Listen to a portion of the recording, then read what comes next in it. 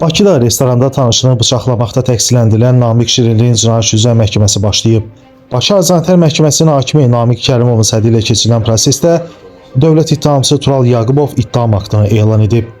İttiham aktında göstərilib ki, hadisə 25 sentyabr 2025-ci il saat 02 radələrində paytaxtın Sabunçu rayonu Kürdəxana qəsəbəsi Əjdər Məlikov küçəsində yerləşən Okean restoranında baş verib. Belə ki, Namiq Şirinli restoranda olan digər şəxslərin gözü qarşısında digər masada müştəri qismində əyləşmiş Babək və Asif Qaziyev qardaşlarının masasına yaxınlaşıb pul tələb edib. Onlar isə imtina etdikdə tərəflər arasında sözlü mübahisə yaranıb və restoranın həyətinə çıxıblar. Namiq Şirinli xuliqanlıq niyyəti ilə məişət təyinatlı cib bıçağı ilə Babək Qaziyevin qarın nahiyəsinə bir dəfə vurub. Daha sonra təqsirləndirilən şəxsə söz verilib. Namiq Şirinli ona qarşı elan edilmiş ittihamla özünü təqsiri bilməyib.